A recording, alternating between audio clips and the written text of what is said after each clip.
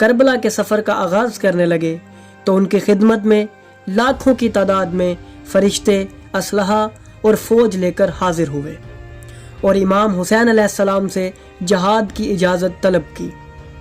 लेकिन इमाम ने उन्हें वापस भेज दिया और फरमाया, ए फरिश्तों, मेरी और तुम्हारी वादागाह वो जगह है जिसको अल्लाह ने मेरा मशहद करार दिया। वो जगह करबला है, वहाँ चले जाना।